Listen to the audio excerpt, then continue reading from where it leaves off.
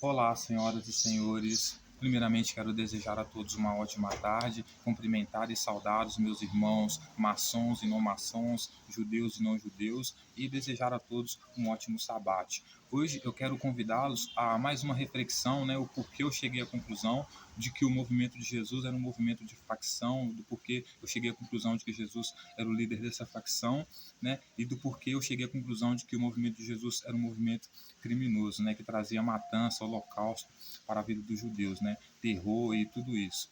Né? Então, hoje, lá no capítulo 22 de Mateus, a gente vai analisar a parábola das bodas. Né? Bodas aqui, né, é aquele momento que a gente usa para celebrar, né, a união, né, de um casamento, né, a união de uma comunidade, um casamento, para celebrar um contrato, né, celebrar a união, né, seja de uma equipe, de um casamento, alguma coisa nesse sentido. Bodas aqui é um momento de celebrar a união, vamos colocar assim. Então, ele vai celebrar, no caso aqui, a união dos discípulos dele, né, do movimento dele. Aí ele vai começar dizendo no capítulo 22 de Mateus assim, ó: de novo entrou Jesus a falar por parábolas, dizendo-lhes: o reino dos céus é semelhante a um rei que celebrou as bodas do seu filho. Então enviou seus servos a chamar os convidados para as bodas, mas estes não quiseram vir. Enviou ainda outros servos, com estes deu o recado: dizei aos convidados: eis que preparei o meu banquete, e os bois e os cevados já foram abatidos, e tudo está pronto, vinde para as bodas.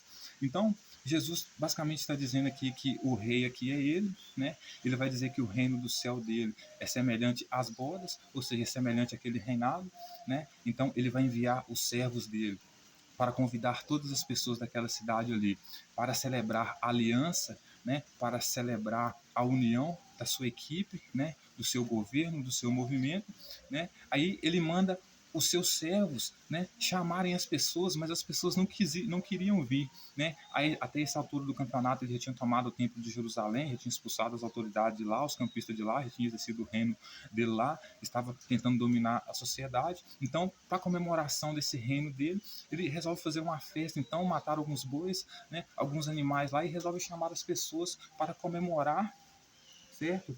É, a união, né, que é que ele vai chamar de casamento, né, da aliança dele com os seus servos, com os seus filhos, né, que ele vai chamar aqui, certo?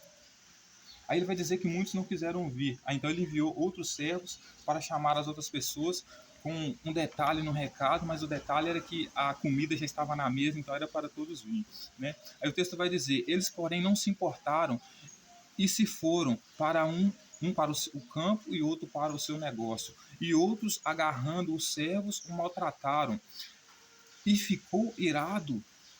O rei ficou irado e, enviando as suas tropas, exterminou aqueles assassinos e lhes incendiou a cidade. Então disse ao seu servo: está pronta a festa, mas os convidados não eram dignos. E depois para as encruzilhadas dos caminhos e convidai para as bodas quantos encontrardes. Né? Então veja o que está acontecendo aqui, senhoras e senhores. Jesus manda os servos dele, né? Por isso que ele diz assim: vocês vão passar de casa em casa, né? E vocês vão bater de porta em porta pregando o meu evangelho. Aquele que vocês verem que não são dignos de mim, vocês vão tirar a paz de vocês sobre eles. Porque sobre essas pessoas eu não vou trazer a paz, eu vou trazer a espada, né? Como ele mesmo disse. Então ele vai dizer que as pessoas do campo rejeitaram ir para a festa dele, para a comemoração do reino dele, da aliança dele com os discípulos lá, porque ele dizia para os discípulos que ia dar para eles 12 tronos para julgar junto com ele as tribos de Israel, né? Enquanto ele estava tomando o templo de Jerusalém. Então, nenhum dos discípulos, nenhuma das pessoas, nem as dos campos, nem as que faziam negócio dentro de Jerusalém, que inclusive ele expulsou do templo lá, né? Que não queria que vendesse lá, nenhuma delas queriam fazer parte desse banquete dele, certo? Então, o que ele faz? Ele manda os servos dele até a casa dessas pessoas, os servos deles são mortos por essas pessoas, porque imagina só, você está lá no templo de Jerusalém, você vive uma regra, uma lei, uma tradição de matar bicho para perdão dos seus pecados, e todo ano você faz isso e ganha mais um ano de vida segundo a tradição, certo? Aí do nada chega um grupo de pessoas lá, de criminosos lá, da milícia lá, né, de Jerusalém, invade sua casa lá e obriga você, trazendo um evangelho lá, dizendo que você agora tem que mudar a lei, mudar a tradição, não vai matar mais bicho para perdão dos pecados, porque agora quem vai perdoar os pecados de você vai ser o líder daquela facção ali, portanto o líder dos discípulos de Jesus, né? E você está espalhando também que quem ama mais o pai e a mãe do que o líder daquela facção, que é Jesus, por exemplo, não é digno dele, então, portanto, vai ser considerado pecador e vai ser morto, vai ser considerado joio. O que você vai fazer? Você vai se sentir ameaçado com essa pessoa e vai matar essa pessoa. Não foi isso que aconteceu com os discípulos de Jesus. Os discípulos de Jesus queriam empurrar a lei deles, a tradição deles, né? A doutrina deles sobre o povo rejeitou e não quis fazer parte desse banquete que era a comemoração da união, né, dessa gangue, né, que estava tentando estabelecer o poder sobre Jerusalém ali, certo? Então, os discípulos são mortos por essa população que recusa receber eles, certo? Por quê? Porque a própria proposta deles vem com ameaça, né? Porque se você não aceita Jesus, se você não ama ele mais do que a sua própria família, você não é digno dele. Para quem não é digno dele, ele vai mandar apartar dele e jogar no fogo do inferno. Não é isso? Então você vê o cara fazendo uma proposta dessa para você, você vai expulsar ele da sua casa, no mínimo matar ele, porque ele se representa uma ameaça para você. E assim é dos discípulos de Jesus para as pessoas que não queriam seguir Jesus, certo?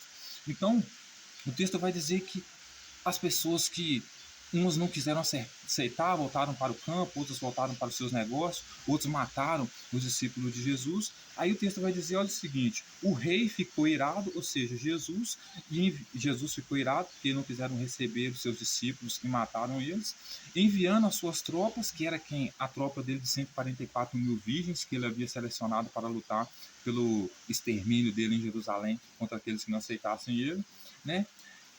E exterminou aqueles assassinos e incendiou a cidade, né? Porque ele dizia que ia tacar fogo sobre Jerusalém, né? Então, ou seja, ele cometeu esse ato, né? Ou pelo menos tentou cometer esse ato, né? Mataram os discípulos dele lá porque não queriam, os discípulos dele não conseguiram convencer as pessoas a aceitarem ele. Os discípulos fizeram as pessoas ficarem com medo dos discípulos no movimento de Jesus. Por consequência, mataram os discípulos. Jesus, sendo o rei deles, ficou boladão. Resolveu matar todos aqueles que mataram os discípulos de Jesus, né? Porque não quiseram aceitar a seguir Jesus mesmo sob ameaça, ainda colocou fogo na cidade deles, certo? Aí o texto vai continuar dizendo, então disse aos seus servos, está pronta a festa, mas os convidados não eram dignos, né? Então, ou seja, aquele que Jesus mandou entrar dentro das casas, basicamente, né, obrigar aquelas pessoas a seguirem, a aceitarem o evangelho, e essas pessoas não aceitassem, Jesus, portanto, ia chamar elas de não serem dignas, né? Então ele vai dizer que essas pessoas, então, que não aceitaram, né, que muitas das vezes resolveram matar os discípulos de Jesus porque se sentiram ameaçadas, né? Ele vai dizer que essas pessoas aqui, então, elas que não eram dignas, né? Que os discípulos, portanto, iriam tirar a paz deles sobre a casa daquelas pessoas porque não eram dignas de Jesus. Então, essas pessoas foram mortas à espada, foram queimadas pelo movimento de Jesus, segundo ele nessa parábola aqui, né? Porque não eram dignos, né? Ou seja, não amavam mais o Jesus do que o próprio pai e a mãe, não quiseram abandonar tudo para seguir Jesus, não quiseram ser capaz dele, submisso a ele, se humilhar a ele como ele queria que as pessoas se humilhassem como se fosse criança, né? Aí ele vai dizer assim, e depois para as encruzilhadas dos caminhos e convidai para as bodas a quantos encontrastes. Então ele vai mandar os discípulos dele saírem pelas encruzilhadas da rua e convidar todas as pessoas que ele encontrarem por lá para poder fazer parte dessa comemoração da vitória, né, do surgimento e da vitória do movimento criminoso dele, que aterrorizava Jerusalém. Ele vai dizer, e saindo aqueles servos pela estrada, ou seja, os discípulos dele, reuniram todos que encontraram, maus e bons, e a sala do banquete ficou repleta de convidados. Então, o dia que Jesus foi comemorar, né, a união dele com os servos dele, né, na tomada dele de Jerusalém, do templo de Jerusalém, que tinha expulsado os campistas de lá e estava tentando exercer a autoridade de lá, né, quando ele vai chamar as pessoas para esse banquete, para comemorar essa união dele com os discípulos, né, muitas pessoas não quiseram, né, então ele pega e manda os seus discípulos chamarem todas as pessoas más e boas que eles encontrarem no meio da rua, não importa quem seja, é estuprador, é assassino, não seja, não importa, chama ele para o banquete, que o que importa aqui é celebrar o banquete, celebrar a união deles, certo? Entretanto, porém, o rei, desculpa, entrando, porém, o rei para ver os que estavam à mesa, notou que ali um homem não trazia veste nupcial e perguntou-lhe, amigo, como entraste aqui sem veste nupcial? E ele emudeceu, então ordenou Então ordenou o rei aos serventes: amarrai os pés e as mãos e lançai para fora nas trevas. Ali haverá choro e ranger de dentes, porque muitos serão chamados e poucos serão escolhidos. Então, ou seja, Jesus ele traz o movimento dele, quer obrigar as pessoas a seguir o movimento dele. As pessoas que não querem seguir o movimento dele, não, ele considera essas pessoas não dignas dele, né? Aí as pessoas matam os discípulos porque se sentem ameaçadas pelos discípulos. Ele fica com raiva, mata essas pessoas, incendeia a cidade dessas pessoas e continua ainda, né, na obsessão de estabelecer aquele banquete para celebrar a união deles ali, né? Aí o que acontece? Chama todas as pessoas boas e más, é muito importante você entender isso. Tinha tanto criminoso lá como não criminoso na festa dele, certo? Aí aparece um cara lá que está assim a veste de núpcias. A veste de núpcias, aqui nessa metáfora aqui, né, é a roupagem da noiva, né, a roupa da noiva, né. Então, como se trata de um movimento aqui, a comemoração do movimento dele, da aliança dele com os discípulos dele, ou seja, pessoas que eram submissas a ele e não se rebelavam contra ele. Esse que não tinha as vestes que apareceu no banquete dele lá, tanto poderia ser Judas, que não submeteu a ele, ou qualquer outro discípulo dentro dessas pessoas boas e más que ele convidou, né. Mas o importante disso é que ele manda expulsar da festa, senhoras e senhores, não as pessoas porque elas manda expulsar das festas as pessoas, não porque elas são boas ou porque elas são más. Isso para ele é irrelevante, porque aliás ele estabeleceu o reino dele, quem que vai estar acima dele? Mas ele manda expulsar de lá as pessoas que não têm a veste, ou seja, não têm a aliança dele, né? Não fazem o que ele quer, não são totalmente submissas a ele, ou seja, não amam mais ele do que o pai e a mãe, não quiseram abandonar tudo para seguir ele, não quiseram quebrar a lei do sábado, não quiseram quebrar a lei e a tradição de matar bicho para perdão dos pecados e colocar ele acima dessa lei, dessa tradição. Então, ou seja, para ele, a pessoa que deveria ser expulsa, né, da mesa de jantar dele lá de criminosos lá, deveria ser a pessoa que não concordou com ele, que não seguia os passos dele, que não fazia o que ele queria, que portanto não tinha as vestes de núpcia, né? Por quê? Porque todas as pessoas que estavam naquele banquete ali, sendo estupradores, assassinos, que eram as pessoas más ou que eram as pessoas boas que estavam ali, todos estavam com as vestes de núpcias, ou seja, a veste de submissão a Jesus, né? O comportamento de submissão a Jesus, a atitude de submissão a Jesus, né? Mas tinha um no meio deles que não tinha essa veste, ou seja, não era no todo, no completo submisso a Jesus, uma cópia barata dele, ou poderia dizer a encarnação dele, ou a imagem e semelhança dele, né? Então, porque esse cara não tinha essas vestes dele, ele manda expulsar esse cara do jantar dele, só porque esse cara talvez discordava de alguma coisa ou outra, ou seja, não era totalmente submisso a ele, né? Não tinha as vestes dele, né? E pergunta para ele por que ele não está com as vestes, como que ele entrou lá sem as vestes, ou seja, como que você entrou aqui sem ser porque o símbolo da veste aqui é ser submisso a ele, ser a noiva dele, né? Então, se você está sem as vestes lá, quer dizer que você não é totalmente submisso a ele, você não é como um noivo dele, a noiva dele, certo? Então, ele pergunta como que ele entrou ali e pede para ele se retirar, né? Ou seja, pergunta para ele como ele entrou ali, o servo fica emudecido, ou seja, fica sem palavras. Ele pede para os seus serventes, ou seja, os seus discípulos, amarrar ele os pés e as mãos, certo?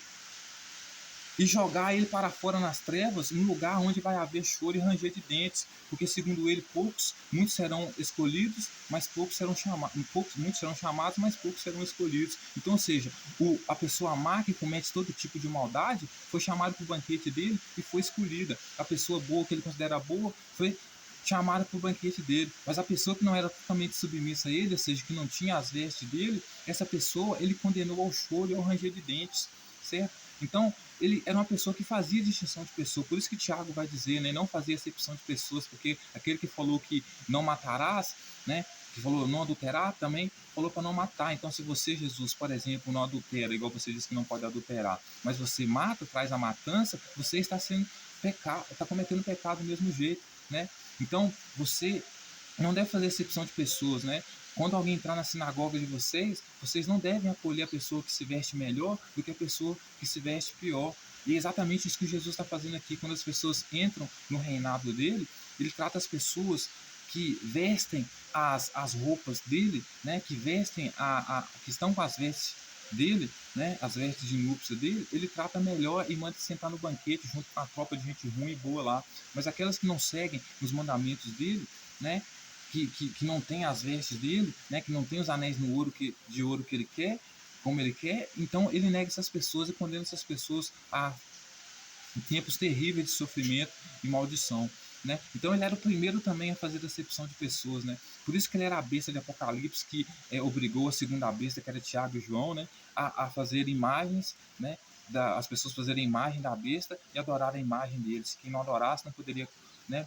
Iria morrer e também não ia poder comprar nem vender se não tivesse a marca dele, né? Então, ou seja, até hoje você adora a imagem dele, né? Então, senhoras e senhores, o texto vai dizer em Apocalipse lá, né, que a besta, ou seja, que fez todo mundo adorar a imagem dela, que era Jesus, foi jogada em fogo do inferno, né? Por quê? Ela e o falso profeta, que era Tiago e João. Justamente por quê? Porque a forma como eles julgaram as pessoas, eles seriam julgados, né? Então, veja só o que o texto vai continuar dizendo. A questão do tributo. Então, retirando-se os fariseus, consultaram entre si como surpreendiam em alguma palavra, como o surpreendiam em alguma palavra, e enviaram-lhe discípulos juntamente com herodianos para dizer-lhes: Mestre, sabemos que és verdadeiro em que ensina o caminho de Deus de acordo com a verdade, e sem importares com o que quer que seja, porque não olhas a aparência dos homens. Dizei-nos, pois, que te parece, é lícito pagar tributo a César ou não? Jesus, porém, conhecendo-lhes a malícia, respondeu: Por que me experimentais, hipócritas? Mostrais a moeda do tributo. Trouxeram-lhe um denário, e lhes perguntou: de quem é esta esfinge e inscrição? Responderam: de César. Então lhes disse: Dai, pois, a César o que é de César e a Deus o que é de Deus. Ouvindo isso, se admiraram e, o deixando, foram-se. Então, os escribas e fariseus, vendo todo aquele cenário lá, né? Jesus falando em parábolas lá, basicamente para eles não entenderem, dizendo que ele estava trazendo o reino dele lá, impedindo as pessoas de vender no templo de Jerusalém lá, e quem iria sentar-se na mesa dele para comemorar a vitória dele, a união dele com a sua tropa, né? Seriam apenas aqueles que tivessem as vestes dele, ou seja, que tivesse a veste de noiva, de submissa, porque a noiva, na tradição que Jesus defende, né, tem que ser submissa ao marido, né? Então, as pessoas aqui estão com trajes de noiva, digamos assim, para ele, por quê? Porque tem que ser submissas a ele, né? Então, ou seja, todas as pessoas que são submissas a ele, ele aceita. Aquelas que não forem submissas, ele expulsa, né? E vem trazer matança para essas pessoas. Os fariseus, ouvindo isso aí, resolvem fazer, planejar uma pergunta, né? Que possa, de alguma forma, prejudicar Jesus. Então, pergunta a respeito do, do, do, do imposto de renda, de pagar imposto. Então, como a lei era proibido você sonegar imposto, né, para Roma, eles perguntam para Jesus: Ô Jesus, nós sabemos que você faz a vontade de Deus mesmo do caralho, você não quer que vende no templo, certo? Então, com certeza, você não quer que entre dinheiro no templo, porque você diz que ele é a casa do seu pai, a casa de oração do seu pai, e você está dominando lá. Então, eu queria que, já que você não se importa com nada, você só faz a vontade do seu pai aí, exerce a autoridade do seu pai aí, eu queria saber se é lícito a gente pagar imposto ou não. Você poderia responder isso para a gente? Aí Jesus pega, olha para eles e fala assim: Bom, vocês são hipócritas, me mostra aí qual que é o desenho que está aí na moeda. Aí eles falam assim: o desenho da moeda aqui que está aqui é de César. Ele vai e fala para os discípulos, para os fariseus assim, para os discípulos dos fariseus assim: Então é o seguinte, vocês têm que dar, se a moeda tem o símbolo de César, então a moeda é de César, vocês têm que dar o dinheiro para César. Agora, se vocês tem que dar a César o que é de César, ou seja, paga imposto a César, mas dá a Deus o que é de Deus, ou seja, dá a mim o templo de Jerusalém. O que ele estava dizendo para os fariseus? Vocês são hipócritas pra caralho. Vocês estão falando isso aí por quê? Porque vocês querem me ferrar, certo? Porque vocês viram que eu impedi de vender coisa no templo lá, diz que lá é a casa do meu pai, casa de oração lá, né? Ou seja, isso atrapalha as pessoas de ter renda para pagar imposto, né? Aí vocês estão querendo que eu vá contra a lei romana a ponto de dizer que não se deve pagar imposto. Mas eu tenho algo melhor para dizer para vocês.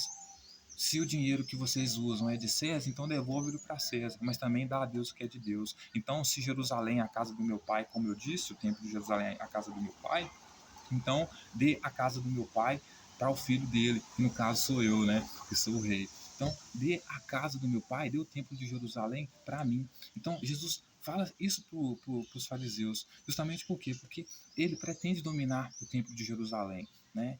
Ele pretende fazer com que as pessoas parem de praticar atividade de matar bicho no templo de Jerusalém para perdão dos seus pecados, mas passem a subir no templo de Jerusalém do mesmo jeito, só que pedindo a ele perdão dos pecados, o que era um problema para o povo, né? Porque Jesus era um humano e errava como todo mundo. Pelo menos se eles matassem bicho para o perdão dos pecados, o pecado estava perdoado, ano que vem era só matar de novo. Mas se tendo que pedir Jesus perdão dos pecados, se Jesus acorda de ovo virado ou com algum preconceito e não gosta de você por causa de alguma coisa, resolve não perdoar seus pecados, você está fudido, né? Então, ou seja, para o povo de Jerusalém era muito melhor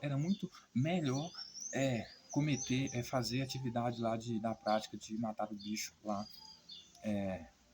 no templo de Jerusalém. E ele dizia ainda que era o Senhor do sábado, né? Ou seja, ele dizia que no reino dele, todos que quisessem ser maior do que ele seriam aqueles que iriam servir ele, ou seja, não existe ninguém maior do que ele. Quem quiser ser maior do que ele, que vai ser o servo dele, né? Então ele diz que é o Senhor do sábado, quebrando a lei do descanso dos judeus, ou seja, dizendo que as pessoas poderiam trabalhar dia de sábado, porque ele dominava sobre o sábado, né?